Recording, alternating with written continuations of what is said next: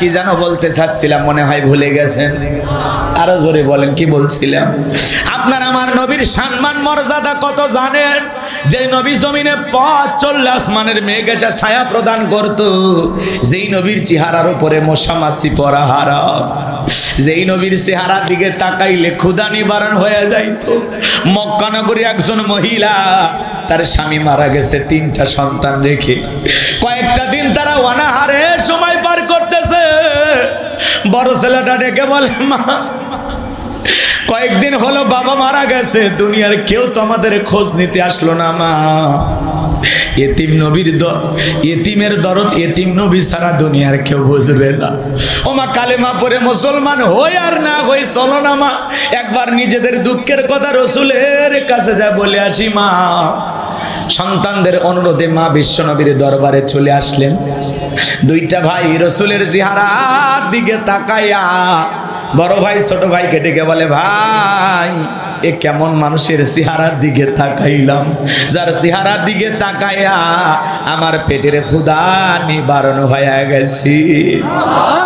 মনে হয় এই মাত্র পেট ভরে কি যেন খাইলাম। ছোট ভাই ডেকে বলে, বড় ভাই আমারও তো একই অবস্থা, এ কেমন মানুষের চেহারার দিকে তাকাইলাম গো, যার চেহারার দিকে তাকাইয়া আমার পেটের ক্ষুধাও চলে গেছে। এই জন্য অনেক গরিব সাহাবী ছিল, ঘরে খাবার ছিল না, নবীজির চেহারার দিকে তাকাইয়া তারা পেটের ক্ষুধার কথা ভুলে থাকতেন। আল্লাহু আকবার। কেমন নবী পাইছি জানেন? যে নবী আসমানের চাঁদের দিকে ইশারা করলে চাঁদ 2 টুকরো হয়ে যায়, জমিনে পা তুললে মাওলা পাকের আরশে আজিমে পৌঁছে যায়। নবীজির শরীর মোবারক ঘেমে গেলে আম্মা জানেরা সেই ঘামগুলো সংগ্রহ করে শিশির ভিতরে জমা রাখতেন। রসুলের দিকের ঘাম মিসকম্বরের চাইতে বেশি সুগন্ধি ছড়াইতো। আমার ভাইয়েরা, সেই নবীর কাছে হযরত বেলাল কথা মনে আছে না নাই? গভীর মনোযোগ দিয়ে শুনবেন বাজান গো আমার। হযরতে বেলাল ডেকে বলে, নবী আপনি কালেমার দাওয়াত দেন, ইসলামের প্রচার প্রসার করেন, দয়া করে আমার একটু কালেমা পড়ে মুসলমান বানায় দেন। বিশ্বনবী হযরত বেলালকে পড়ায় দিলেন, লা ইলাহা ইল্লাল্লাহু মুহাম্মাদুর রাসূলুল্লাহ সাল্লাল্লাহু আলাইহি ওয়াসাল্লাম। কষ্ট হচ্ছে আপনাদের? আমার ভাইয়েরা গভীর মনোযোগ দিয়ে শুনবেন যে কথা বলতে চাচ্ছিলাম। হযরতে বেলাল কালেমা পড়ে মুসলমান হয়ে গেল। আমার নবী ডেকে বলে, বেলাল ইসলামের অবস্থা কোনো ভালো না, কালেমা পড়েছো আপাতত প্রকাশ করা যাবে না। আপনারাই বলেন তো ইসলামের অবস্থা কি সব সময় ভালো থাকে? আরো জোরে বলেন, ভালো থাকে? আজও তাম পৃথিবীর দিকে তাকায় দেখেন, ওই জালেমদের টার্গেট ইসলাম আর মুসলমান। কথা বলে না কেন? ওই জালেমদের টার্গেট ইসলাম আর মুসলমান। কথা বলে ঠিক কিনা? বাংলাদেশের অনেক বড় একটা কোম্পানি আছে, আরএফএল কোম্পানি, নাম শোনেন নাই? সেখানে একজন ভাই চাকরি করত। সে আফসোস করে সংবাদ সম্মেলনে গতকালকের 2-3 দিন আগের একটি ঘটনা সে বলতেছে, প্রত্যেকটা মিটিং যখন অফিস থেকে আয়োজন করা হয় ঠিক নামাজের সময় আমরা আমাদের স্যার যিনি ছিল তার কাছে অনুরোধ করেছিলাম যে স্যার মিটিংটা যদি নামাজ ছাড়া অন্য সময় করা যায় তাহলে আমাদের সলাতের সমস্যা হয় না। তখন বলতেছে এগুলো নামাজ কালাম বাড়িতে যায় পড়বে। নাউজুবিল্লাহ, কালকে চিন্তা করেন, মুসলমানের দেশে মুসলমানের টাকা দিয়ে আমরা যে কোম্পানিগুলোকে লালন পালন করি, তাদের কোম্পানির বিভিন্ন জিনিস আমাদের ঘরে নিয়ে যায়। কথা বলেন না কেন? রাগ করতেছেন আপনারা? এখন তারা যদি নামাজ পরে এমন ব্যক্তিদের সাথে এমন আচরণ করে, বলেন তো ওই কোম্পানির প্রোডাক্টগুলো কি কেনা যাবে? ওই কোম্পানিগুলো বয়কট করা দরকার আছে না নাই? নামাজে বাধা দেয়, এরা দাড়ি দেখলে সমস্যা মনে করে, জামাত শিবির ট্যাগ লাগায়। সেই ছেলেটা বলতেছে এগুলো জামাত শিবিরগিরি, এই আরএফএল কোম্পানিতে চলবে না। নামাজ পড়লে বাড়িতে যা পড়বা, অফিসে কোনো নামাজ হবে না। এইভাবে তারা কথা বলতেছে। তো এই জন্য আমরা বলতে চাই ভাই, ইসলাম বিদ্বেষী মাঝে মাঝে ব্রাক বিভিন্ন কোম্পানিতে আমরা এরকম দেখি, কথা বলে না কেন? তারা নামাজকে পছন্দ করে না, দাড়িকে পছন্দ করে না, কেউ আল্লাহর জিকির করে পছন্দ করে না, এমন কোম্পানির জিনিস আমরা আমাদের ঘরে কিনবো না, কথা বলে ঠিক কিনা? এজন্য বলবো এখন আপনারা সতর্ক হয়ে যান, কারণ বাংলাদেশের মানুষ যদি একবার জেগে ওঠে আর যদি বয়কটের দাবিতে দেশের ওলামা ইকরাম সচ্চার ভূমিকা পালন করে, ওইরকম কোম্পানি 2-1 বছরের মধ্যে নিশ্চিহ্ন হয়ে যাবে, কথা বলে ঠিক কিনা? ফিরিয়ে দিলে তোদের বদনাও কেউ কিনবে না, কথা কয় না কেন? সাবধান হয়ে যাও। সব জায়গায় ইসলাম বিরোধী লোক আছেই, এ কথা কন না কেন? আজও তামাম পৃথিবীর দিকে তাকায় দেখেন, ইসলাম আলাদের বিরুদ্ধে ষড়যন্ত্র করার জন্য মানুষ আছে না নাই? বিগত 16 বছরে এই দেশে সবচেয়ে বেশি নির্যাতন জুলুমের শিকার হয়েছে এদেশের ওলামা ইকরাম, দাড়ি টুপি নামাজিরা, কথা বলে ঠিক কিনা? আমার ভাইয়েরা গভীর মনোযোগ দিয়ে কথাগুলো বোঝার চেষ্টা করবেন। হযরত বেলাল ডেকে বলে, নবী আমার জীবনের কোনো দাম নাই, আমার বনি বোমায়কে বলেছিলাম উর্দম বা ছাগল পেশাব পায়খানা করে দেয়, ওই ঘরে থাকতে আমার বড় কষ্ট হয়, আমার জন্য আলাদা একটা ঘরের ব্যবস্থা করে দাও। ওমায় ডেকে বলে, বেলাল রে, উর্দম বা ছাগলের দাম আমার কাছে আছে, কিন্তু তোর মতো কালো হাফসি বেলালের দাম আমার কাছে নাই, জোরে কন্যা উজুবিল্লাহ। ও নবী আপনি শুধু আমাকে দোয়া করে দেন, মৃত্যু পর্যন্ত যেন আমি কালেমার পথে টিকে থাকতে পারি। বিশ্ব নবী হযরত বেলালকে দোয়া করে দিলেন, হযরত বেলাল চলে গেলেন।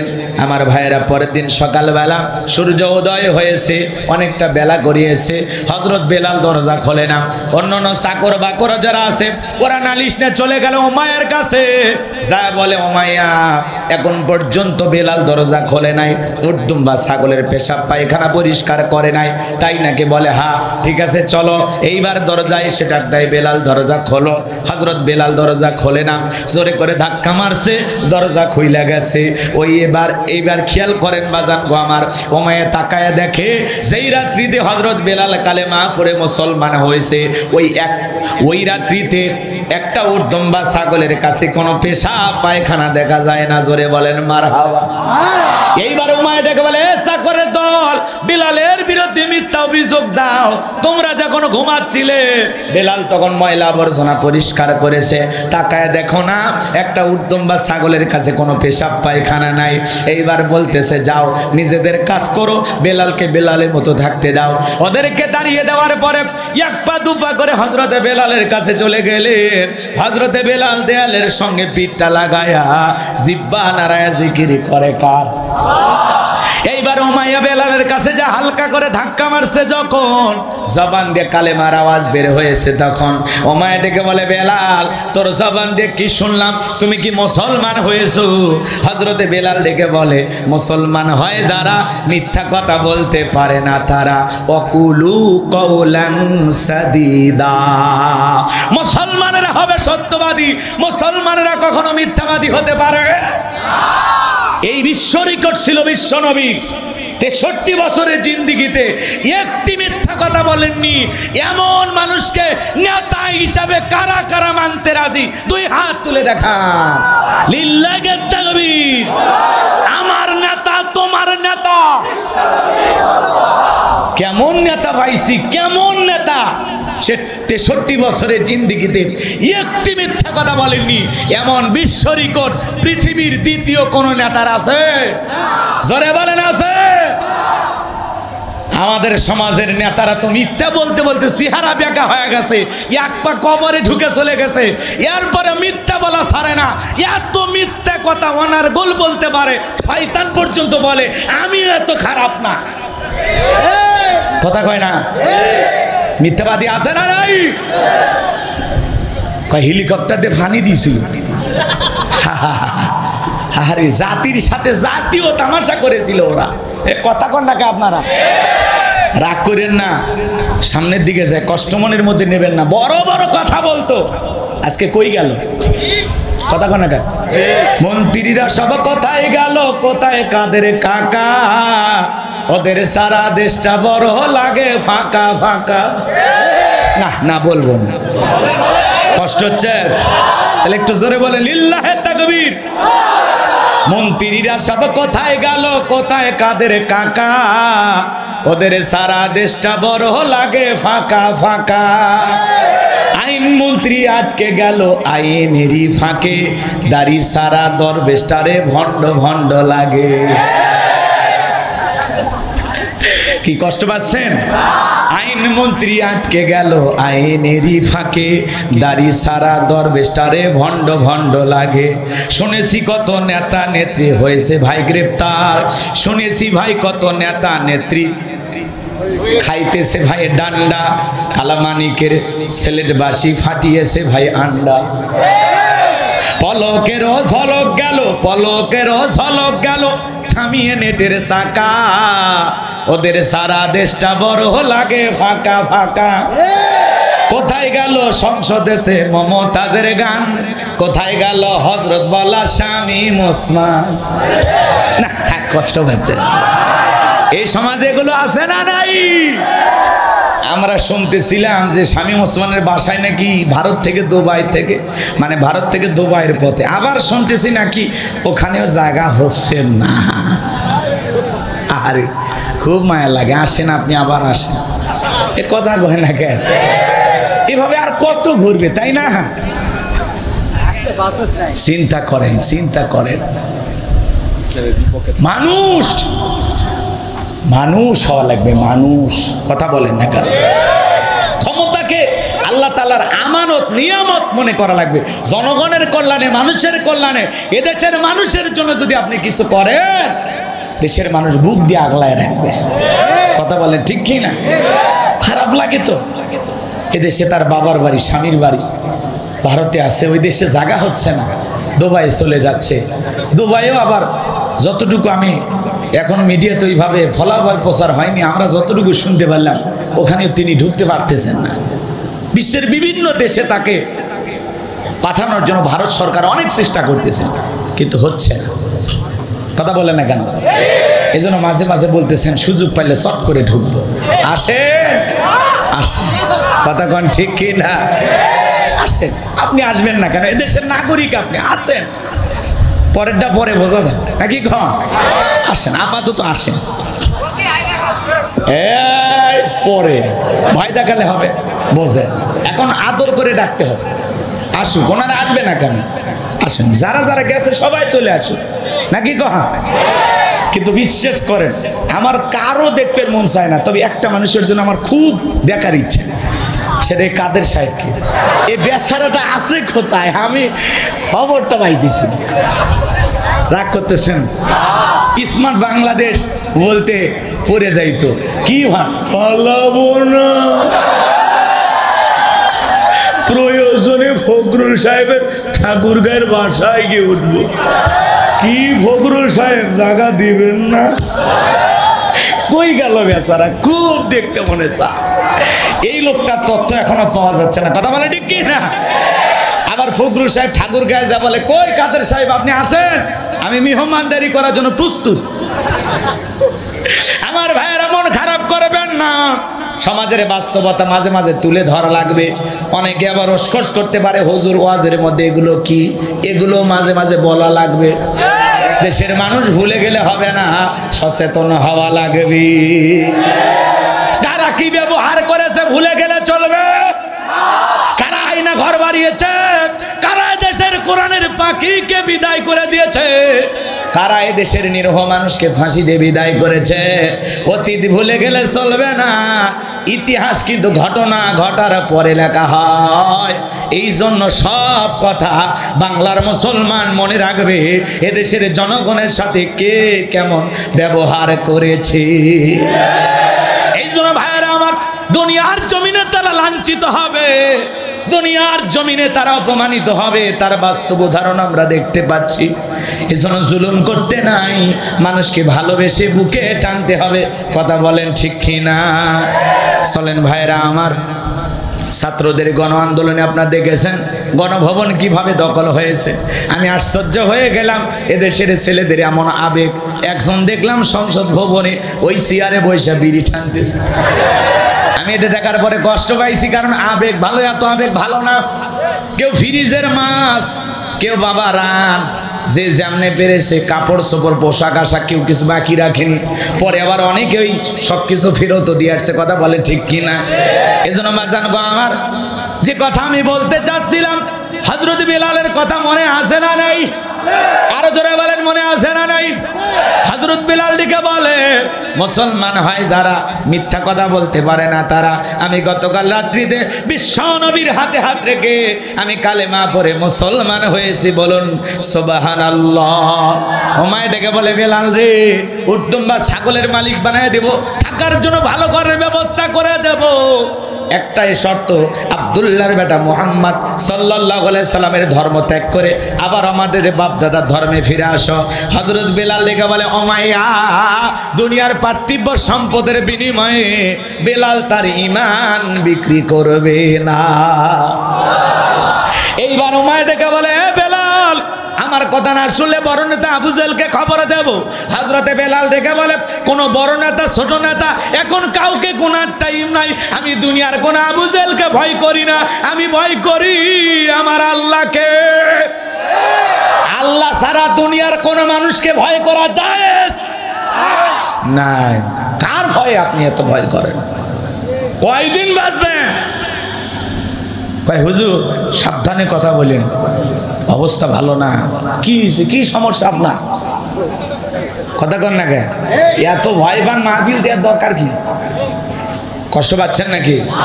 ভয় করলেই ভয়, আর ভয় যদি না করেন কেউ আপনারা ভয় দেখাতে পারবে না। কথা কন না কে? এজন্য যা হয়েছে হয়েছে, সামনেতে যেন আর এরকম না হয়। কথা কি বোঝা গেল? এখন সেই হিসেবে আপনাকে কেমনে চলা লাগবে একটু বুঝে চলে, ঠিক আছে তো? আর কত বোকা থাকবেন, সারা জীবন ওরা ধোকা দেবে, আর সেই ধোকার ফাঁদে আমরা পা দেব? কথা কয় না? একটু পরিবর্তন হওয়ার দরকার আছে না নাই? জি জি জি, মনে রাখবেন আমার ভাইয়ের, আমি যে কথা বলতে চাচ্ছিলাম গভীর মনোযোগ দিয়ে শুনে যান। এইবার ওমায় চলে গেল আবু জেহেলের বাড়িতে, যা বলে, নেতা, আমার বাড়ি কৃতদাস বেলাল কালেমা পড়ে মুসলমান হয়েছে, তাই নাকি? বলে, হ্যাঁ ঠিক আছে, বাড়িতে যে আমি আসতেছি। আবু জেহেল তার সাঙ্গ পাঙ্গ ক্যাডার মাস্তান ছিল, বিশেষ একটা বাহিনী ছিল যাদের কাজই হলো নতুন নতুন মুসলমানদের উপর নির্যাতন, জুলুমের স্টিম রোলার চালানো। আবু জেহেলের একটা বিশেষ বাহিনী ছিল। আজও তাম পৃথিবীর দিকে তাকায় দেখেন, ওই জালেমদের একটা বিশেষ বাহিনী আছে। ওই বিশেষ বাহিনীর মাধ্যমে এদেশের ইসলামপন্থী মানুষদের উপরে ওরা নির্যাতন জুলুম করে। কাশ্মীরে মুসলমান মারে, ফিলিস্তিনিতে মুসলমান মারে। কথা বলে ঠিক কিনা? কারা কারা ওরা বোঝেন নাই? এই নেতানিয়াহু এ ভুলে গেছে নমরুদ ফিরাউনের যেমন পতন হয়েছে, এই নেতানিয়াহু, এই ইহুদির বাচ্চা ইহুদিও একদিন পতন হবে। কথা বলে ঠিক কিনা? ৭৭ বছর ধরে মুসলমানের রক্তে খেলা করতেছে। পৃথিবীর কোন দেশে এদেরকে আশ্রয় দিত না। ফিলিস্তিনের মানুষের মায়া দয়া বেশি, কারণ এই ফিলিস্তিনিতে সবচেয়ে বেশি পয়গম্বররা এসেছিল, বলেন আল্লাহু আকবার। এজন্য তাদের দরদ মায়া দয়া বেশি। একটু আশ্রয় দিয়েছিল যে ব্যবসা বাণিজ্য করবে, থাক, এ খালি একটু থাকার সুযোগ দিয়েছিল। সেই সুযোগটাকে কিভাবে ব্যবহার করতেছে, কথা বলেন ঠিক কিনা? যাদেরকে আশ্রয় দিল এখন তারাই দেশ দখল করছে। আর মুসলমানদেরকে দেশ থেকে বের করে দেওয়ার জন্য গাজায় হামলা, বাইতুল মুকাদ্দাস দখল, চতুর্দিক দিয়ে প্রতিদিন হামলায় শত শত মানুষকে ওরা হত্যা করে। এই জন্য যারা মানুষ হয়ে মানুষের উপরে হামলা চালায়, নির্যাতন চালায়, এভাবে জুলুম করে, এরা জঙ্গলি জানোয়ার। এরা মানুষ না, এরা পশু। আল্লাহ বলেন নাই, উলাইকা কাল আনাম বাল হুম আদল। কিছু কিছু মানুষ আছে যারা চতুষ্পদ জন্তু জানোয়ারের চাইতেও নিকৃষ্ট, এরাই সেই ব্যক্তি। কি কষ্ট হয় আমার ভাইয়েরা, গভীর মনোযোগ দিয়ে কথাগুলো শুনে যান। আমি যে কথা বলতে চাচ্ছিলাম, আবু জেহেল তার ক্যাডার মাস্তান সঙ্গে নিয়ে মায়ের বাড়িতে চলে আসে। বেলাল এই দিকে আসো, কাছে ডাইকা বলে বেলাল আমি তোমারে পার্সোনাল ভাবে মহাব্বত করি। বেলাল রে তোমার উপরে আমার অনেক ভালোবাসা দয়া মায়া আছে। বেলালের সব কি শুনছি, তুমি নাকি কালেমা পড়ে মুসলমান হয়েছ। বেলাল রে তুমি যদি চাও উর্দুম বা ছাগলের মালিক বানায় দেব, থাকার জন্য ভালো ঘরের ব্যবস্থা করে দেব। বেলাল তুমি যদি চাও ব্যবসা বাণিজ্য করবা, দেড়হাম টাকা পয়সা যা লাগে আমি ব্যবস্থা করে দেব। বেলাল তুমি শুধু মুখ ফুটে বলো, চাইতে দেরি চাহিদাটা পূরণ করতে দেরি করা হবে না। হযরত বেলাল ডেকে বলে আবু জেহেল রে দুনিয়ার সব সম্পদ যদি বেলালকে দিতে চাও, দুনিয়ার সব সম্পদ ছাড়তে রাজি, কিন্তু বিশ্ব নবীর কালেমা ছাড়তে রাজি নাই। বেলালের মতো যারা ইমানদার এরা টাকার কাছে বিক্রি হয় না। কিন্তু আমাদের সমাজে আমরা তাকায় দেখি মুনাফিক মার্কা মুসলমান, টাকা সেই দিকে ওদের ফতুয়া সেই দিকে।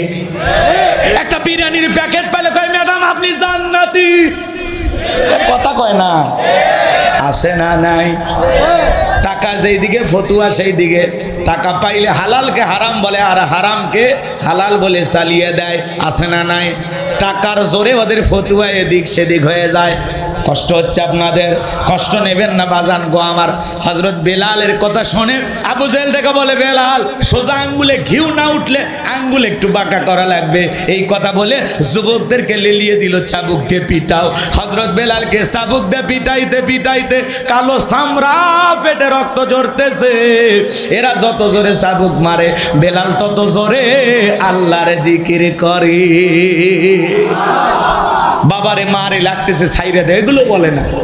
যত জোরে মারে তত জোরে জবান দিয়ে কার জিকির করে? আরেকটু জোরে বলেন কার? বাজান গহমা এইবার কালো চামড়াগুলো ফেটে রক্ত ঝরতেছে। আবু জেহেল ডেকে বলে বেলাল চাবুক দিয়ে পিটাইলাম, পিটতে পিটতে রক্ত ঝরতেছে, তারপরে কি নবী মুহাম্মাদের কালেমা ছাড়বি না? হযরত বেলাল ডেকে বলে আবু জেহেল রে মারতে মারতে যদি মেরেও ফেলে দাও জীবনটা দিতে রাজি, কিন্তু ঈমান ছাড়তে রাজি না। এইবার আবু জেহেল ডেকে বলে বেলালের পায়ে রশি লাগায়া, উঠের পায়ে দড়ি লাগায়া মরুভূমির উত্তপ্ত গরম বালিতে ছেঁচড়ায় ছেঁচড়ায় নিয়ে ঘোরা হলো। আরবের বালিগুলো এত গরম বাজান, চাল দিলে মুড়ি হয়ে যায়, এত গরম বালি। বাবলা গাছের কাটাগুলো জিহ্বার ভিতরে পেরেকের মতো মারা হলো। ইসলামের প্রথম মুয়াজ্জিন বেলাল নির্যাতন জুলুম করতে করতে বিকেল বেলা আবু জেহেল ডেকে বলা বেলাল চাবুক দিয়ে পিটাইলাম, পায়ে রশি লাগায় ছেঁচড়ায় ছেঁচড়ায় নিয়ে ঘুরলাম, এত নির্যাতন জুলুম করা হলো রে বেলাল, এরপরে কি নবীর কালেমা ছাড়বি না? হযরত বেলাল ডেকে বলে আবু জেহেল রে নির্যাতন করতে করতে যদি মেরেও ফেলে দাও, মনে রাখবে বেলালের নিঃশ্বাস থাকবে যতদিন, বেলাল ইসলামের পথে টিকে থাকবে ততদিন। এইবার আবু জেহেল ডেকে বলে একটা রুমের ভিতরে বন্দি করো, বিশাল বড় একটা পাথর কয়েকজন যুবক মেলে নিয়ে আসো, বেলালের বুকের উপরে চাপায়া দাও। বিশাল বড় একটা পাথর নিয়ে আসা হযরত বেলালের বুকের উপরে চাপায়া দেওয়া হলো। আর আবু জেহেল মনে মনে ভাবলো পাথরের চাপার আঘাতে বেলাল মারা যাবে। এই কথা ভেবে কাফেররা চলে গেল। হযরত বেলালের বুকের উপরে পাথর, এরপরেও জিহ্বা নাড়ায় জিকির করে কার? আপনাকে তো জিকির করার জন্য কি পিটাই না, সর থাপ্পড় মারে না, তারপরে আমরা কপাল পর আল্লাহর জিকির করি না। জিকির করার জন্য আলাদা সময় লাগে না, দোকানদারি করতে করতে জিকির করা যায়, মাঠে কাজ করতে করতে জিকির করা যায়, কথা বলে নাই? রাস্তা দিয়ে চলতে চলতে জিকির করা যায়, মোটরসাইকেল সাইকেল চালাতে চালাতে জিকির করা যায়। যুবকরে জিকির করার জন্য আলাদা সময় লাগে না, সব সময় জবানে জিকির থাকবে কার? ফাযকুরুনি আযকুরুকুম ওয়াশকুরুলি ওয়ালা তাকফুরুন। তোমরা আমি আল্লাহকে স্মরণ করো, আমি আল্লাহ তোমাদেরকে স্মরণ করব। কৃতজ্ঞতা প্রকাশ করো, অকৃতজ্ঞ হয়ো না। হাদিস শরীফের ভিতরে আসছে বিশ্বনবী বলেছেন যে জিহ্বাটা আল্লাহর জিকিরে ভিজা থাকে, ওই জিহ্বাওয়ালা মানুষ কোনোদিন জাহান্নামের আগুনে জ্বলবে না। তাহলে তাহলে সব সময় জবানে জিকির করব কার?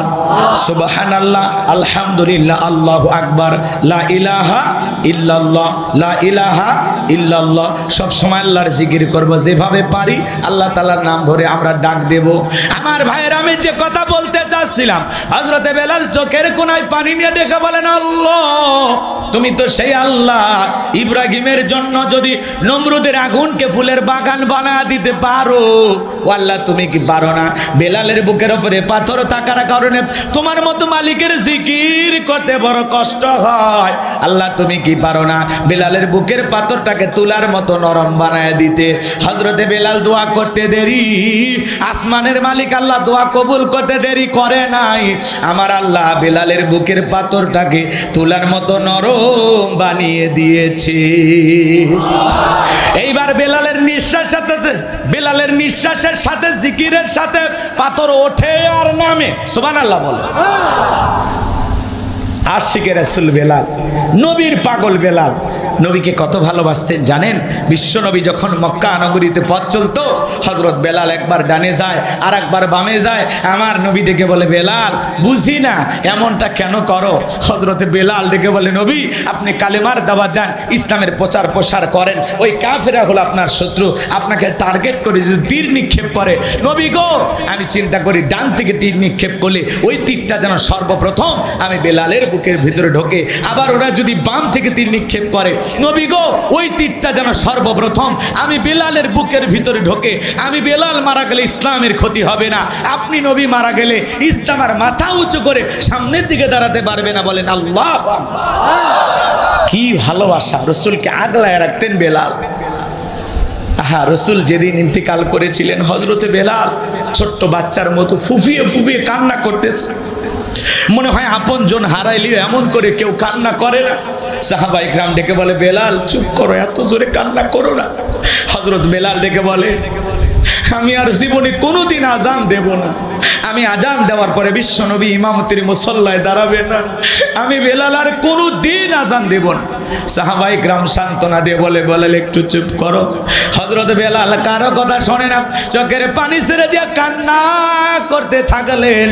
সোমবারের দিনে বিশ্ব নবী ইন্তেকাল করেছিলেন, বুধবারের দিনে তামাম পৃথিবীর উম্মতকে কাঁদিয়ে মদিনার সবুজ গম্বুজের নিচে আপনার আমার নবী শায়িত। কথা বলেন ঠিক কি না? আমার ভাইরা, রসুলের রওজার পানে দাঁড়ায়া যখন সালাম দিতে যাবে, দেখবেন দুনিয়ার সবকিছু আল্লাহ তাআলা আপনাকে ভুলিয়ে দেবে। দিলের ভিতরে কেমন যে ভালো লাগা, ভালোবাসা কাজ করে, তা আপনাদেরকে ভাষায় বলে শেষ করা যাবে না। আমার ভাইয়েরা, বিশ্ব নবীকে দাফন সম্পূর্ণ করার পরে হযরত বেলাল বলে, মদিনায় থাকলে আমি পাগল হয়ে যাব। মদিনা ছেড়ে হযরত বেলাল দামেস্কে চলে গেলেন। 6 মাস অতিবাহিত হয়ে যাওয়ার পরে নবীজি ঘুমের ঘরে ডেকে বলে, বেলাল কত মানুষ দেশান্তর থেকে আইসা, বিভিন্ন দেশ সফর করে আইসা আমি রসুলের রওজা পাকে দাঁড়াইয়া, আমার কবরের পাশে দাঁড়ায় সালাম দেয়, এ বেলাল আয় আয় একবার মদিনায় আইসা আমি নবীকে সালাম দিয়া যা। বিশ্ব নবীকে স্বপ্নে দেখার পরে হযরত বেলাল আর দেরি করলেন না, পরের দিনে মদিনার পথে রওনা করলেন। হযরত বেলাল মদিনায় পৌঁছার পরে সমস্ত সাহাবায়ে কেরাম ডেকে বলে, বেলাল দাও না একবার আজান দাও, তোমার কণ্ঠে আমরা আজান শুনতে চাই। হযরত বেলাল ডেকে বলে, আমি আজান দেওয়ার পরে বিশ্বনবী ইমামতির মুসল্লায় দাঁড়াবে না, আমি বেলাল আর আজান দেব না। ছোট ছোট বাচ্চারা পর্যন্ত বলে, মা বেলাল আসছে, একটু বেলালকে দেখে আসি। নবীর নাতি হাসান আর হোসাইন দুইটা ভাই বেলালের কাছে আইসা হযরতে হোসাইন বেলালের হাতটা ধরে বলে, নানু ভাই, নানাও চলে গেছে, তুমি আমাদেরকে ছেড়ে চলে গেছো, নানু ভাই দাও না একটু আজান দাও, আমি হোসাইন তোমার একটু আজান শুনতে চাই। হাতটা ধরে যখন নানু ভাই বলে ডাক দেয়, ও নানু ভাই দাও না একটু আজান দাও। হযরত হুসাইন যখন নানু ভাই বলে ডাকে দেয়, হযরত বেলাল তাকায়া দেখে হযরতে হোসাইনের চেহারার উপরে মনে হয় বিশ্বনবীর চেহারা মোবারক ভেসে উঠেছে। মনে হয় মদিনার নবী ডাইকা বলে, বেলাল দে না একবার আজান দে, আমি নবী কতদিন হয়ে গেল তোর আজান শুনতে পাই না। হোসাইন যখন কেঁদে কেঁদে হাতটা ধরে নানু ভাই বলে ডাক দেয়, হযরতে হোসাইনের অনুরোধ ফেরাইতে পারলেন না। 6 মাস পরে বেলাল মদিনায় আইসা আবারও আজান দিলেন। বলুন আল্লাহু আকবার। ঘটনা অনেক লম্বা আছে, ওই দিকে যাওয়ার সুযোগ নাই। বেলালের ওপর নির্যাতন জুলুমের কথা বিশ্বনবীর কান পর্যন্ত যখন পৌঁছে গেল, আমার নবী ডেকে বলে, আবু বকর বেলালের ওপর নির্যাতন জুলুমের কষ্টের কথা আমার আর সহ্য হয় না, যাও তুমি আমার বেলালের জন্য একটা কিছু করো। হযরত আবু বকর সিদ্দিক রাদিয়াল্লাহু তাআলা আনহু কয়েক গুণ দাম বেশি দিয়া গোলামীর জীবন থেকে হযরত বেলালকে আজাদ করলেন, মুক্ত করলেন। বলুন আল্লাহু আকবার। এই যখন ইসলামের অবস্থা বাজান গো আমার, একদিকে সন্তান হারানোর ব্যথা, অন্যদিকে সাহাবায়ে কিরামদের উপর নির্যাতন জুলুম, এই জন্য রাসূলের মনটা কি খারাপ। সন্তানের ব্যথায় সাহাবায়ে কিরামদের নির্যাতন জুলুম কষ্টের কারণে রাসূল ব্যথিত। আচ্ছা বলেন তো, নবীজির যখন মন খারাপ, নবীকে সান্ত্বনা দেওয়ার দায়িত্ব কার? আরেকটু আস্তে কর, একটু জোরে ডাক দেন আল্লাহ। কইতে কষ্ট লাগে, আল্লাহ বললে বুকটা ভরে যায়, কলিজাটা ভরে যায়, কি শান্তি। আমরা গোলাম কার? আরেকটু জোরে বল।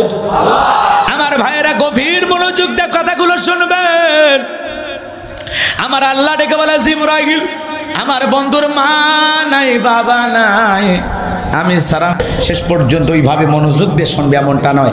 এখন আপনি আসল সারমর্ম আলোচনার মূল যে তাৎপর্য গুরুত্ব সেটা এখন বুঝতে পারবেন। কথা কি বুঝতে পারছেন? একটু সাপ নিয়ে বাড়িতে যান, এত কষ্ট করে আসছেন, একটা মেসেজ নিয়ে যাওয়ার দরকার তো নাকি বলেন? আমলের নিয়তে কিছু কথা নিয়ে যাওয়ার দরকার আছে না নাই? একটু শোনেন, হাউজে কাউসারের মালিক আল্লাহ পাক কাকে দান করেছেন? রাসূল আকরাম সাল্লাল্লাহু আলাইহি সাল্লামকে। চিৎকার মেরে বলেন সুবহানাল্লাহ। আমার ভাইয়েরা, এই জন্য আল্লাহ রাব্বুল আলামিন বলেন, নবী গো আমি আল্লাহ পাক আপনাকে হাউজে কাউসার দান করেছি। ভালো করে বোঝার চেষ্টা করবেন, এই হাউজে কাউসারের পানি দুধের মতো সাদা, মধুর চাইতে মিষ্টি, পানির মতো ক্লিয়ার। কঠিন কিয়ামতের ময়দানে যেদিন বিচার দিবস কায়েম হবে বাজান গো আমার, মালিক ইয়াউমিদ্দিন, শেষ বিচার দিবসের একমাত্র মালিককে, আর কেউ আছে? ওই দিন একমাত্র বিচারক কে? কথা বোঝেন নাই? সেই বিচার দিবসে আল্লাহ তাআলা বলতেছেন, এদিকে খেয়াল কর, বিচার দিবস যেদিন কায়েম হয়ে যাবে, সূর্য যেদিন সহাত মাথার উপরে চলে আসবে, জমিন যেদিন তামার জমিন হবে, বিল্ডিং ইমারত ঘর বাড়ি পাহাড় পর্বত নদী নালা খাল বিল যা দেখতেছেন সব ধ্বংস হয়ে যাবে। কথা বলেন না কেন? কুল্লু মান আলাইহা ফান, সবকিছু ধ্বংস হয়ে যাবে। এই পৃথিবীর জমিনে কোনো কিছুই অবশিষ্ট থাকবে না। কথা বলেন ঠিক কি না? গণভবন থাকবে, কথা কয় না কেন?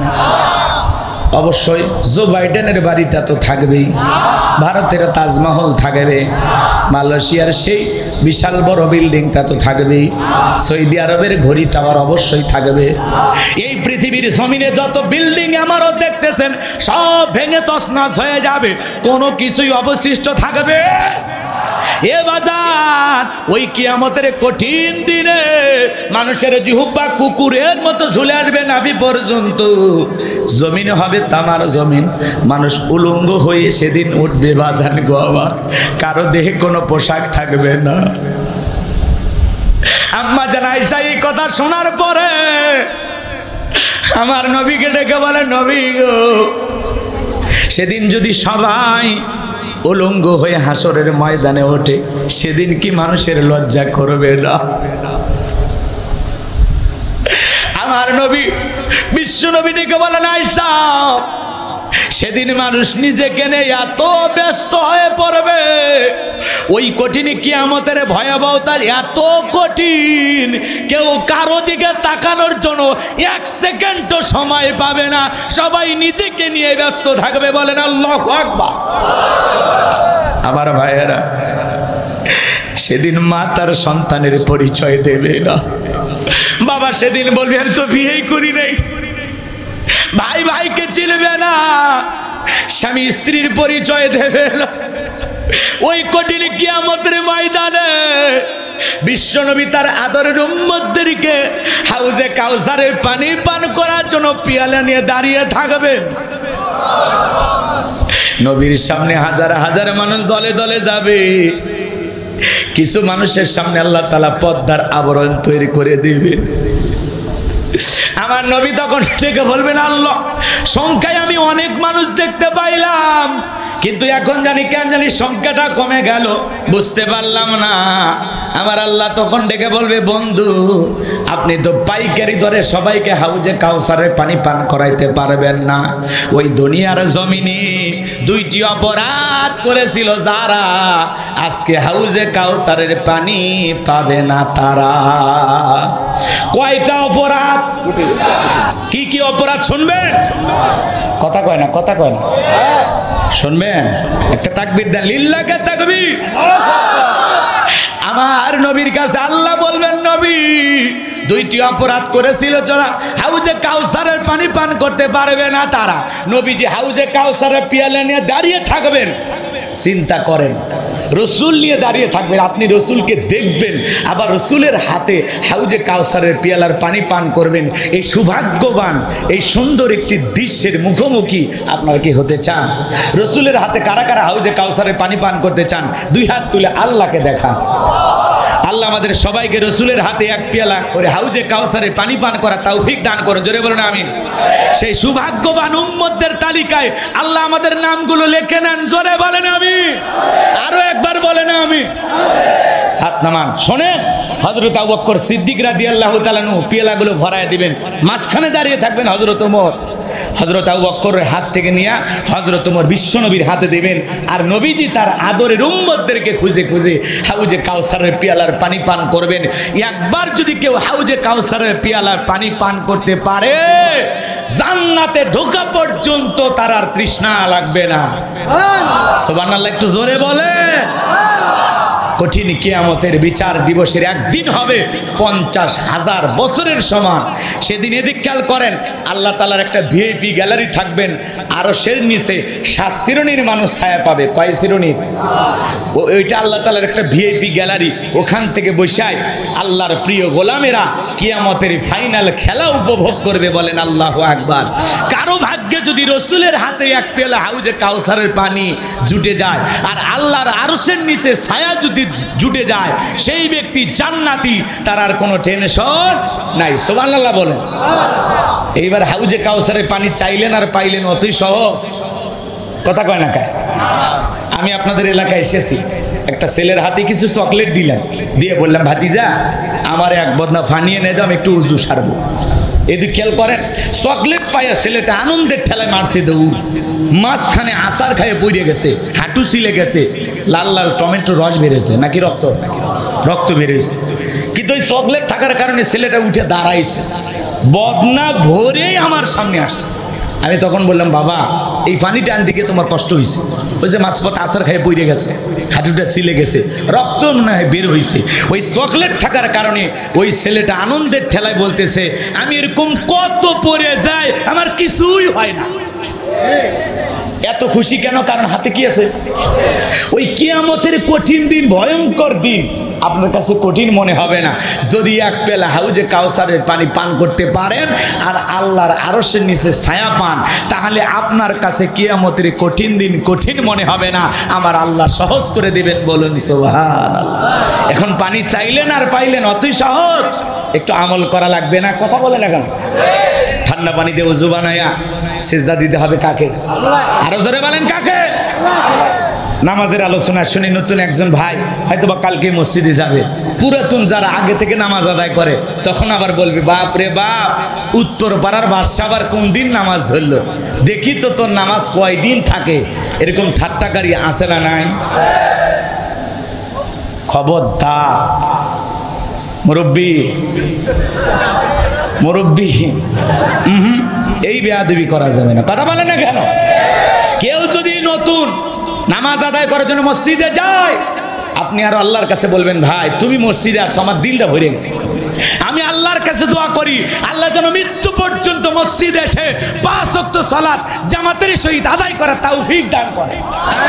আপনি দোয়া করেন মিয়া, তা না করে ঠাট্টা করেন, নামাজ ঠিকঠাক থাকবি তো, কয়দিন পড়বা। মনে হয় মসজিদের ওটা হলো সিসি ক্যামেরা, এর দায়িত্ব কে ঢুকলো আর কে বের হলো খোঁজ খবর নেওয়া। কথা কর না কে? দাওয়াত দিয়ে তো 5 জনকে মসজিদ মুখী বানাইতে পারেন না, তা ঠাট্টা করেন কেন? ওই একদিন নামাজ পড়বে না 2 দিন পড়বে সেটা ও ভালো বুঝবে, পারলে দোয়া করেন, বেয়াদবি করবেন না। যুবক মানুষ একটু মুখে দাঁড়িয়ে রাখছে, দেখলে কয় ভাতিজা চ্যাংরা বয়সে বুড়ে হয়ে গেলে, কথা কয় না। বউক নিয়ে ঘুরতে গেছে, মানুষজন দেখালে কয় ভাবি ভালো আছেন? হ্যাঁ। সাথে চাচার খবর কি? কথা কয় না, আছে না? না। আমি আমার বউকে নিয়ে একবার মার্কেটে গেছি, কয় হুজুর আপনার মেয়েকে বলেন কোনটা কোনটা চয়েস করবে নিতে বলেন। আমি নিয়ে না রে, এটা আমার আসল জিনিস। কথা কয় না কেন? যা খুশু ভুল খুশু, কথা কি বোঝেন না? মানে দাড়ি দেখলে মনে করে হুজুরের কয়েকটা মেয়ে বিয়ে দিয়েছে, মানে মেয়ে নিয়ে আসছে হুজুর, এরকম ভাবতেছে। আমার যে বউ আছে ও ভুলেই গেছে। কথা কর না কেন? দেখবেন দাড়ি রাখলে অনেক বউ পছন্দ করেন, এরকম বউ আছে না নাই? যে স্ত্রী তার স্বামীর মুখে রাখা দাড়ি পছন্দ করে না, রসুলের এই সুন্নাত যার ভালো লাগে না, এই স্ত্রী নিয়ে জীবনে সুখ পাওয়া যাবে না। রসুলের সুন্নতের মহাব্বতই আপনার স্ত্রীর মনের মধ্যে নাই, সে আবার কি মহাব্বত করবে আপনারে? কথা কর না কে? ওই কটকটি ডাইনি বউ দিয়ে সংসার হবি না। রাগ করতেছেন আপনারা? এই জন্য মা বোন যারা বসে আছেন, মা স্বামী যদি মুখে দাড়ি রাখে খুশি হন, কারণ যে স্বামী মুখে দাড়ি রেখে ইফটিজিং করতে পারবে না, কথা কোন ঠিক কিনা? মুখে দাড়ি রেখে পরকীয়া প্রেম করতে পারবে না, কথা বলেন। মুখে দাড়ি রেখে পতিতালয়ে যেতে পারবে না, মুখে দাড়ি রেখে সিনেমা দেখতে যেতে পারবে না, তার বিবেকে বাঁচবে। পাগলি বোঝে না। আর যাদের দাড়ি আছে, যাদের যে পুরুষগুলোর দাড়ি আছে, হ্যাঁ এরা যে কি সেটা বুঝবেন কেমনে? বুঝে নেন। কথা কয় না, কথা কয়। রাগ করতেছেন আপনারা? কিছু কিছু মুরব্বী আছে 70-80 বছর পার হয়ে গেছে, এরপরে সেলুনে যে কয় মারিয়ে দিয়ে চামড়া টানিয়ে টানিয়ে প্লাস দিয়ে চামড়া টানিয়ে সেভ করা লাগে। হাই রে বুড়েরি, এরকম আছে না? না। আল্লাহ সমস্ত বৃদ্ধ মুরব্বীদের হেদায়েত দান করেন। জোরে বলেন আমিন। এই যে বাবাজি দাড়ি রাখছে, ভাই দাড়ি রাখছে, আমি রাখছে, এই যে দেখেন তো ভালো লাগতেছে না? দাড়ি হলো পুরুষের সৌন্দর্য, কথা কয় না কেন? আপনি যে পুরুষ, এটা একটা সৌন্দর্য বৃদ্ধি করে দাড়ি, কথা কয় ঠিক কিনা? এটা আমরা কাকে ভালোবেসে রেখেছি? আল্লাহ রসুলকে, কথা বলে ঠিক কিনা? মানা হাব্বা সুন্নতি ফাকাদ আহাব্বানি ওয়া মানা হাব্বানি কানা মাই ফিল জান্নাহ। আল্লাহ রসুল বলেছেন যে আমার সুন্নতকে মুহাব্বত করলো সেজন্য আমি নবীকে মুহাব্বত করলো, আর যে আমার সুন্নতকে ভালোবাসলো সেই সুন্নত ভালোবাসাকারী উম্মত আর আমি রসুল পাশাপাশি জান্নাতে থাকবো। সুবহানাল্লাহ। এই জন্য রসুলের সুন্নতে দাড়ি, এটাকে মহাব্বত করতে হবে, কথা বলেন ঠিক কি না? মা বোন যারা বসে আছেন, মা খবরদার খবরদার, দাড়ি রাখলে আনস্মার্ট মনে করবেন না, দাড়ি রাখলে মনে করবেন না ও দুনিয়ার কিছু বোঝে না। দাড়ি রাখার পরেও আপনার স্বামী আপনাকে হাজারো সুখ ভালোবাসা দিতে পারবে, কথা বলেন ঠিক কি না? আমার ভাইয়েরা লম্বা করার সুযোগ দেয়। যে কথা আমি বলতে চাচ্ছিলাম, গভীর মনোযোগ দিয়ে শুনবেন। হাউজে কাউসারের পানি পান করতে গেলে কাজ করতে হবে 2টি। জোরে বলেন কয়টি? আল্লাহ যাদেরকে হাত দিয়েছে 2 আঙ্গুল তুলে বলেন তো কয়টি? আর একটু জোরে বলেন কয়টি? এবার 2 নাম্বার আয়াতে আল্লাহ সেটা জানিয়ে দিলেন, জবান ছেড়ে সবাই তেলাওয়াত করুন, ফাসল্লিলি রব্বিকা ওয়ানহার, ফাসল্লিলি রব্বিকা ওয়ানহার। 1 নাম্বার হলো ফাসল্লিলি রব্বিকা, রবির উদ্দেশ্যে সালাত আদায় করা। নামাজ হবে একমাত্র কার জন্য? আর জোরে বলেন, কুলিন্না সালাতি ওয়া নুসুকি ওয়া মাহইয়ায়া ওয়া মামাতি লিল্লাহি রাব্বিল আলামিন।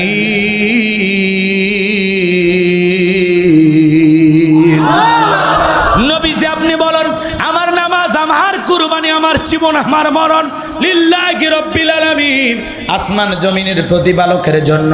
তাহলে মুমিন জীবনের সব ইবাদত হবে আল্লাহ তাআলার সন্তুষ্টি অর্জনের জন্য, আল্লাহকে রাজি খুশি করার জন্য। কথা বলেন ঠিক কি না? আমার জীবন, আমার মরণ, আমার বন্দেগী কবুল কর ইয়া ইলাহি, আমার জিন্দেগি, আমার জীবন, আমার মরণ, আমার বন্দেগী। মারহাবা বলেন। তাহলে ফাসল্লিলি রব্বিকা, রবের উদ্দেশ্যে সালাত। নামাজ হবে একমাত্র আল্লাহ তাআলাকে রাজি খুশি করার জন্য। সালাত হবে কার জন্য? ফাসল্লিলি রব্বিকা, রবের উদ্দেশ্যে সালাত। আপনি নামাজ আদায় করবেন একমাত্র আল্লাহ তাআলাকে খুশি করার জন্য। এই জন্য আমি আমার ওয়াজে বলি, আমাদের সমাজে নামাজই হলো 5 শ্রেণীর। কয় শ্রেণীর? 5 প্রকার। জোরে বলেন, কয় প্রকার? একটা হলো 5-এর নামাজ, কথা কয় না? আর এক দল আছে 7-এর, আর এক দল আছে ঠাটের, আর এক দল আছে খাটের, আর একটা আছে ভোটের। কথা কয় না? কথা কয় না? 5 ওয়াক্ত সালাত যারা আদায় করে এরা খাঁটি মুমিন, নির্ভেজাল মুসলমান। সুবহানাল্লাহ বলেন। আর 7-এর নামাজ মানে বোঝেন না? 7 দিন পরে পরে যারা জুমায় ইমামের বয়ান আর সিহারা দেখতে যায়, এ কথা কয় না? 7 দিন পর পর মসজিদে যায়, আবার মাঝে মাঝে দেখবেন টাইসে যদি বালি পরে থাকে ভুল ধরে। হ্যাঁ হুজুর, হ্যাঁ আমাদের গ্রাম থেকে আপনার চাকরিটা টিকে আছে, বুঝছেন? আমরা নিরহ কিছু বলি না। কথা কয় না? বাঁশও দিচ্ছে, আবার কয় বলি না, আমার তেল মারতেছে। কথা কন না আপনারা? এই মসজিদে বালি পরে আছে, মসজিদে ময়লা পরে আছে, বলেন তো এটা কি ইমাম মুয়াজ্জিমেরই দায়িত্ব না আপনারও দায়িত্ব আছে? আল্লাহর ঘর, আল্লাহর ঘরটা ঝাড় দেন, আল্লাহর ঘরের টাইলসটা মুছে দেন, দেখবেন অন্তরে তৃপ্তি পাবেন। এটা ফাজলামি করো না। ইমাম মুয়াজ্জিমের সাথে চাকরের মতো ব্যবহার করে। কয় টাকা বেতন দেয়? হ্যাঁ 1500 টাকা, 2000 টাকা বেতন দেয়। এই বাজারে চলে? হ্যাঁ কথা কন না আপনি? একটা মসজিদের ইমামের মিনিমাম বেতন 20,000 হওয়া দরকার। কথা কন না? একেবারে সবচেয়ে কম 20,000। তাছাড়া বাজারে চলা কঠিন। অল্প না 2-3 হাজার টাকা দেয়, হুজুর আল্লাহ বরকত দেব। ওই যে এক হুজুরের চালাক হুজুর, শুনেননি? কথা কয় না? মসজিদে এসে বলতেছে, ইমাম সাহেব দোয়া করেন, আমার ছেলে চাকরি পাইছে।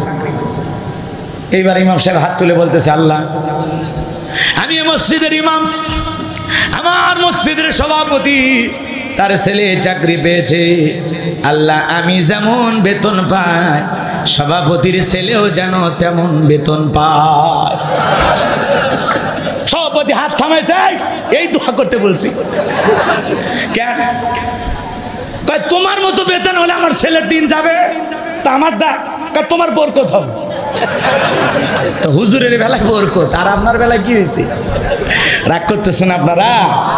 হ্যাঁ নিজের ছেলে চাকরি পায়, হুজুর ছেলে একটা মাশাআল্লাহ 70,000 টাকা পায় হুজুর, আর এদিক ওদিক বাম হাত ডান হাত আছে 1 লাখের নিচে হয় না। কথা কয় না? কে এমন বাবা আছে? আছে না? না? আচ্ছা আপনারা কি বিরক্ত হচ্ছেন? আরো যদি আধা ঘন্টা চলবে? লিল্লাহি তাকবীর। তাহলে ফাসল্লিলি রব্বিকা, রবের উদ্দেশ্যে সালাত। সালাত কার জন্য? 7 দিন পরে পরে মসজিদে যায় আর ইমামের ভুল ধরে, এমন মুসল্লি আছে না নাই? আল্লাহর হাবিব মুহাম্মদ রাসূলুল্লাহ সাল্লাল্লাহু আলাইহি সাল্লাম একটি মসজিদে গিয়ে সালাত আদায় করলেন। নামাজ পড়ার পরে মসজিদের পাশে একটা কবর, নতুন কবর। রাসূল সেই কবরের দিকে তাকায় বলতেছেন, এই কবরে থাকা ব্যক্তি জান্নাতি। সুবহানাল্লাহ বলবেন না? সাহাবায়ে কেরাম জিজ্ঞাসা করলেন, নবী গো এই ব্যক্তি জান্নাতি, কি এমন আমল করেছে জানতে চায়। সাহাবায়ে কেরামেরা আমলের ব্যাপারে খুব উৎসাহ ছিলেন। আমলের কথা শুনতে পারলে সেটা প্রতিযোগিতা সহকারে আমলটা দায়িত্ব নিয়ে জীবনে বাস্তবায়ন করার চেষ্টা করতেন। যত বেশি আমলের কথা জানতে পারতেন তত বেশি আমল করার চেষ্টা করতেন। সাহাবীরা আমলের ব্যাপারে খুব সতর্ক ছিলেন। কথা বলেন ঠিক কি না? দেখে বলেন নবী এই ব্যক্তি জান্নাতি কি এমন আমল করেছে আমরা জানতে চাই। আমার নবী দেখে বলে সাহাবীরা শোনো, যেই ব্যক্তি মসজিদের পাশে কবরটা দেখতে পাচ্ছ এই ব্যক্তির পছন্দের সব চাইতে ভালো আমল আল্লাহর ঘরটা সব সময় ঝাড়ু দিত। মসজিদটা সব সময় ঝাড়ু দেওয়ার কারণে আল্লাহ তাআলা এত খুশি হয়ে গেছে, এই জন্য আল্লাহ তাআলা তাকে জান্নাত দিয়েছেন। মসজিদের ইমাম মুয়াজ্জিমের শুধু দায়িত্ব নয় মসজিদটা ঝাড়ু দেওয়া, একটা মহল্লার সবাই মিলে যেমন মসজিদটা নির্মাণ করেছেন ওই মসজিদের সৌন্দর্য সব কিছু দেখার দেখভালের দায়িত্ব আপনাদের আছে না? না, এই জন্য ইমাম মুয়াজ্জিমকে চাকর মনে করবেন না, তারা বড় সম্মানিত মানুষ। কঠিনে কিয়ামতের ময়দানে সবচাইতে গর্দন উঁচু হবে ইমাম আর মুয়াজ্জিমদের কথা বলে ঠিক কি না? এই জন্য খবরদার তাদের সাথে বেয়াদবি করা যাবে। আল্লাহ ইমামদেরকে সম্মান করা তৌফিক দান করুন, জোরে বলুন আমিন। মুয়াজ্জিমদের সম্মান করা তৌফিক দান করুন, জোরে বলুন আমিন।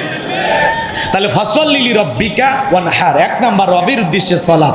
তাহলে কিছু মুসল্লি আছে 7 দিন পরে পরে কি পড়ে? জুমার নামাজ পড়ে। আর এদিক খেয়াল করেন, খাটের নামাজ মানে বোঝেন না, যারা জানাজার নামাজ পড়ে। কথা কেন? এটা কিসের নামাজ? খাটের। মানুষ মারা গেলে দেখবেন যখন মাইক দিয়ে ঘোষণা করে এই গ্রামের অমুক ব্যক্তি মারা গেছে, ইন্না লিল্লাহি ওয়া ইন্না ইলাইহি রাজিউন, স্ত্রীকে বলে হায় রে সেদিনই বাদশার সাথে কালাই বাজারে চা খাইলাম, আজকে বাদশা মারা গেছে, ওই পাঞ্জাবিটা ধুয়ে দে, জোহরের পরে জানাই যায় যাওয়া লাগবে। ফজর কিন্তু পড়েনি। কথা কয় না, ফজর কিন্তু পড়েনি। এইবার দৌড়ে মাঠ বা ক্ষেত থেকে বা ব্যবসা বাণিজ্য সেরে দৌড়ে এসে গোসল করে পাঞ্জাবি লাগাইয়া দৌড়ে যায় দেখে মসজিদে জানাজা শুরু হয়নি, শুরু হয়েছে কিসের নামাজ? জোহরের নামাজ। তখন মনে করতেছে যেহেতু জানাজা পড়তে আসছি জোহরটা পড়ি, আল্লাহু আকবার। ওর উদ্দেশ্য কিন্তু জানাজা পড়া, জোহরের নামাজ পড়া না। এ কথা কন নাকি আপনারা? এখন ইমাম সাহেবেরা যখন জানাজা পড়ার আগে 2-3 মিনিট বক্তব্য দেয়, হ্যাঁ ভাই দুনিয়া থাকার জায়গা না, সবাইকে বিদায় নিতে হবে, দাদা গেল আসে নাই, বাবা গেছে আসে নাই, আপনিও যাবেন, এগুলো শুনে আর কয় ঠিক ঠিক হুজুর। আরে মৃত্যু এরকমই, আমরাও মারা যাবো, মানে এমন আফসোস অনুশোচনা করে। ওই জানাজার খাটিয়ার সামনে দাঁড়ায়া ইমামের 2-4 মিনিট বক্তব্য শুনে মনে হয় দুনিয়ার থেকে এই লোকটা আজকেই পরিবর্তন হয়ে যাবে। কথা কয় না? জানাজা পর ইস রে ইস, এরকমই মৃত্যু। কুল্লু নাফসিন যায়িকাতুল মাউত, সবাইকে মৃত্যুর স্বাদ গ্রহণ করা লাগবে। ঠিক হুজুরেরা যা বলে ঠিক, কবরে মাটি দিয়ে টুপি খুলে এইবার খবর দেখে আর সব ভুলে গেছে। যে একটা সাবানের অ্যাড এসেছে, কাপড় খোলা অ্যাড, ওটা দেখে কোস হাই রে কি অ্যাড দেখলাম রে, এই সাবান ব্যবহার করা লাগবে, 14 গোষ্ঠী ফর্সা হয়ে যাবে। কথা কয় না? টেলিভিশন দেখার মতো অবস্থা আছে? ছেলে মানুষ দাড়ি সেভ করে, কথা কয় না? ব্লেড ব্যবহার করে, ছেলে মানুষ ব্যবহার করে না। ওই ব্লেডের অ্যাড পর্যন্ত মহিলা বলছে অমুক ব্লেডে সেভ করে, কি যে আরাম। ওই মহিলা কেমনে বুঝলেন? কথা কয় না কেন? এই হলো রাস্তার বিশাল বিশাল বিলবোর্ডে নারীর অর্ধ উলঙ্গ ছবি ঝোলানো। কথা বলে ঠিক কিনা? আমরা যদি ইসলামকে প্রতিষ্ঠিত করতে পারি এই নগ্নতা থাকবে না। আজকে পরিবারের সবাই মিলে নাটক সিনেমা দেখতেছে, কথা কয় না? দাদান যুবতী নাতনির সাথে বসে সিনেমা দেখতেছে, কথা কয় না? আবার দোয়া করতেছে, নাতনি দোয়া করি সিনেমার নায়িকা হওয়ার তৌফিক দান করুন। এটা দাদা না শয়তান? মুরব্বি কথাগুলো বোঝেন, একেবারে ভুল হইবেন না। কি সমাজের বাস্তবতার সাথে মিল আছে তো? তাহলে কেউ জানাজার নামাজ পড়ে, কথা কন, এটা হলো খাটের নামাজ। আর একটা ঠাটের নামাজ, ঠাটের নামাজ বোঝেন তো? ঈদের নামাজ, কথা কন। 2 ঈদের নামাজ যারা পড়ে দেখবেন রোজা একটাও নাই, কিন্তু ইফতারি খেয়েছে। তারাবি পড়ে নাই, ব্যবসা বাণিজ্য নিয়ে ব্যস্ত ছিল। কথা কেন? রমজান মাস আসে আর বাংলাদেশে সব জিনিসের দাম বেড়ে যায়। এই যারা সিন্ডিকেটের মাধ্যমে কালো বাজারে ব্যবসায়ী এই দেশের জনগণের প্রতি জুলুম করে চিনির দাম, খেজুরের দাম, ছোলার দাম, বুটের দাম এগুলো বাড়াইয়া এদেশের